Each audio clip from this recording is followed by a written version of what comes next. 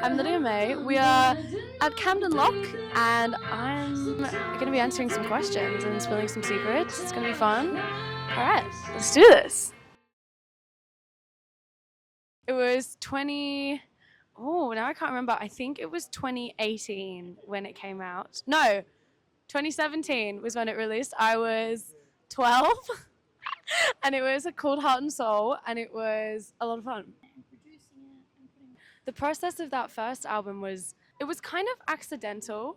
I was working with my dad. I was going through such a difficult time in my own life. It was the first time I'd kind of experienced just a lot of anxiety. I was having panic attacks all the time and school was crazy and I just felt so kind of in the middle of nowhere in a very sporty Australian culture. And I was like, I'm just a theatre kid. I want to make music. And my dad, he had some old musical equipment, old tape recorders. And he was like, okay, we're going to channel all this energy into doing like something fun. I was like, I want to write an album. And so we did. And I think every Wednesday we would go into the little studio at the back of the garden that he'd done up and we'd just try and write a song. And it was my first experience of learning how to use GarageBand and music production and playing guitar and writing songs and seeing how I can take inspiration from songs that I love and put it into my own writing, which was wild. I was like, I'm so cool. I'm literally one of them. It was crazy. And I just kind of fell in love with something that I didn't realize could be such a consistent part of my life. And now we're here, which is ridiculous. The process changed from making those songs when I was at such a young age to now. It's probably more similar than I think it is. Obviously it's different sounds and I'm drawing on so much more kind of artistic inspiration and it's so much more closer to my sense of self and my identity. Hello. We've been interrupted by a dog. I'm working with a producer now, at least for everything that's about to come and about to be released. I'm not figuring out how to do everything on my own and I feel like I've got a clearer vision. It feels so much more important to me for it not to be perfect, but for it to mean the right thing. Even if you told last year me that there were people who wanted to listen to the music that I'd made, she would die. She'd be on the floor. There would be no more music because she'd be dead. But it's just so much more of a intrinsic part of my life now, whereas before it was such a lifeline and it was something new and there was so much self-doubt inflicted on it. And I'm just having so much fun. Look at me. I'm having the best time of my life. My biggest inspirations come from theatre. I love being overdramatic and I love being eccentric and I think it's so fun, and I think from being the loud kid and the annoying kid and being told that I'm too much or something, which I think a lot of women can relate to or queer people can relate to, I just want to buy into that as much as I can. So what? If it's too much, okay, fuck off, you know? I think my inspiration is people in their day-to-day life, and also artistically, I love Lady Gaga, and Katy Perry was my pop idol. I grew up on her. Also a lot of old musical theatre, Barbra Streisand, Glee. Glee raised me. Honestly, I was 8 years old watching Glee. I was like, well, this is what I'm going to be. Rachel Berry. But I just love blurring the lines between theatre and day-to-day life. I think performance is so intrinsic to women in Western society, and if I can make that something that I feel in control of and that is a welcoming thing for other people, well, there's nothing else that I, at the moment, can think that I'd artistically want to explore. Oh, how did I decide red was my color? I think it was 2 years ago. I was in a music uni class of somewhere in north of England, which I'm no longer there. But we were looking at semiotics, and I was already trying to play around with color and just feel more myself. I just moved out of home for the first time, and I was struggling to find things that felt like I could, claim as my own. And we were looking at semiotics, and we were looking at how colors and society interweave, and you've got blue as for sad, and red just had so many different labels, and I was like, God, that just feels like my life, being labeled all these different things by people I don't know. I was like, I feel like women get labeled sexy and aggressive and bold and you know, just all these different things. And I was like, well, I want to just wear red and decide what it means to me. So I wear red just so I can feel like myself, and I don't care what anybody else thinks about it. And the cherries, I just think there's kind of something sexy and mischievous about cherries. I think they're all sweet and gorgeous looking on the outside, but you know, you can choke on the pip, don't die, but it's fun and also like great color. It's like blood. I love it. How do I come up with lyrics and songs, I guess?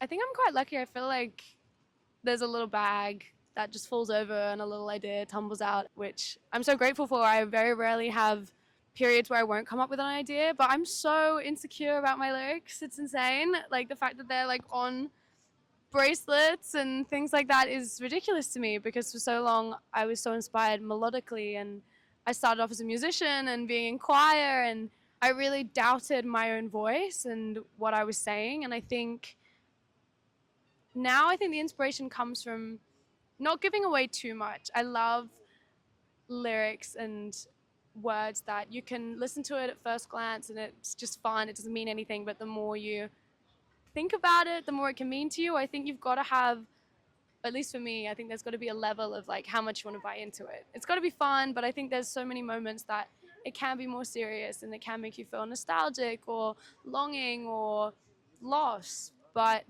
for me, I just go with what feels right. And I think recently I've been trying not to overcomplicate. I talk a lot, as you can tell, but I was really inspired by Carole King when I was writing my first album. My dad was like, he put on Tapestry for me, which changed my life.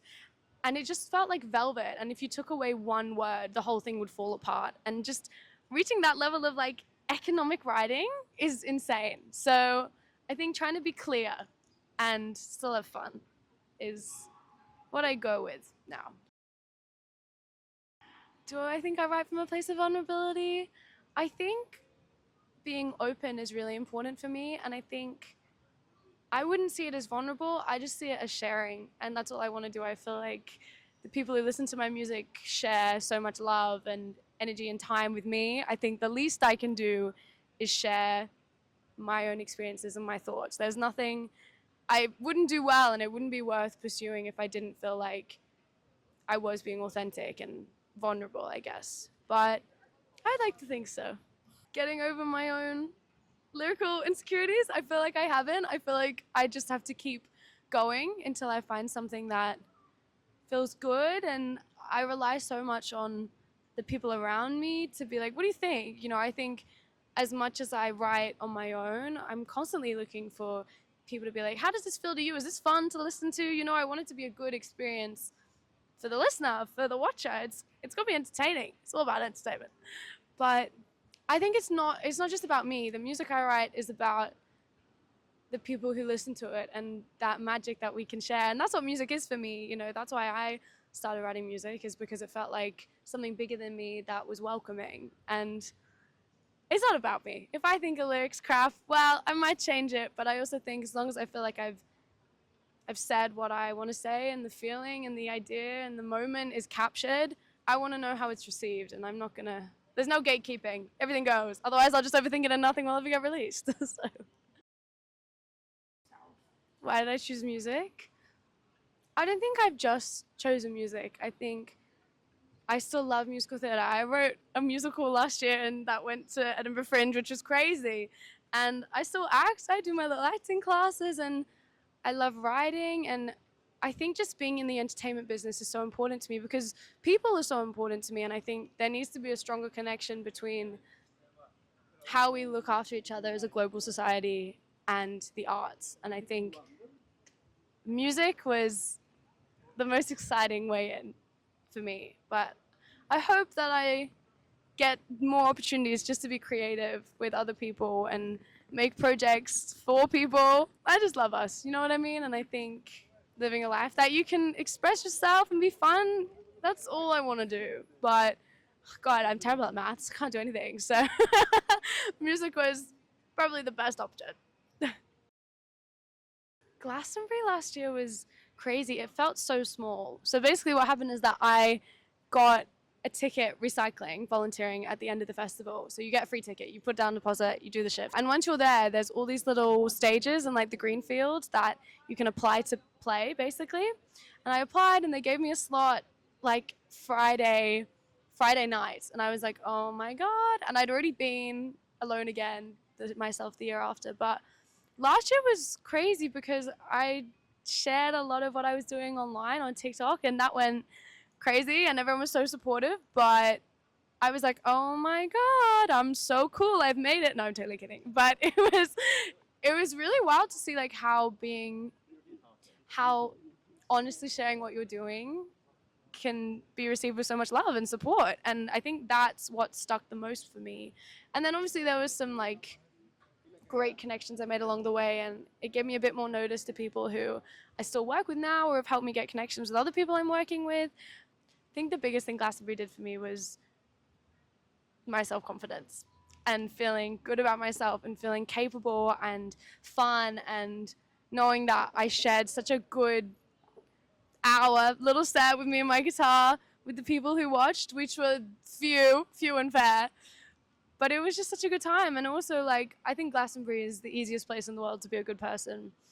So I hope I get to go back. In the grand scheme, it was a huge, huge stepping stone for me. Was I always comfortable on stage? No. Well, I wasn't comfortable last week. I was nervous. Oh my God, I was so terrified. It was like my first show as well, doing it to fans who came and they're so gorgeous and cool and loving. And I was like, oh my God. When I get on stage, I feel so free because I'm like, well, I'm here now. Might as well give it a good show. And I think it'll get easier and probably more nerve-wracking because there's more pressure to do a good job now that there's people who come to shows that want to see me there.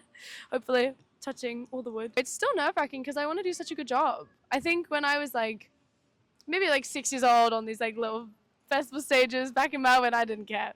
But the anxiety's just become bigger because it means more to me. And watching artists that I'm so inspired by do such a good job and they're so rehearsed and they're so tight and clear with what they're doing is so, I want to get to that place. So, because all I want to do is interact with the fans. It's not just about like what I'm doing on stage, it's about the energy in the room and reciprocating what they're giving and giving as much as I can. But how do I overcome that? I think I just now, very recently, just focus on the opportunity to give people a good time and the opportunity to make people stay, if that is, or just, take people out of anything that they're worrying about and make them feel not alone because they're not.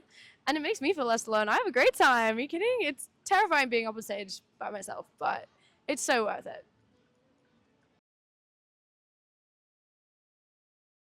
My biggest strengths as an artist. I think not being afraid to keep trying. You know what I mean? Like my first album, I was like, I was 12. I'm 20 now.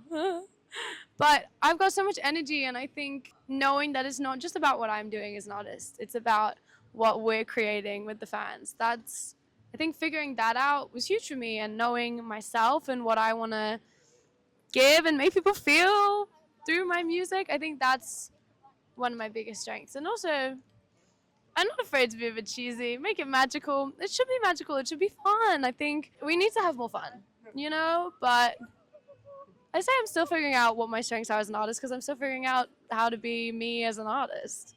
But I'm not going anywhere anytime soon, and I'm pretty open to keep trying and figuring it out. So,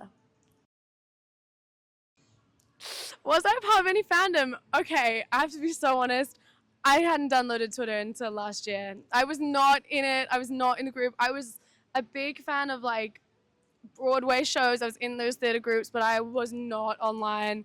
I didn't realize how special it was. I was like, damn. I was like, no wonder I felt so like out of it because everyone's doing gorgeous, amazing things and making so many friends online. But no, I wasn't a part of any fandom, which is dreadful. Now though, I also totally would have been on the Ariana Grande train. I would have been there. I'd be like front and center if I had been allowed to download Twitter at like 13 years old, but my mom said no.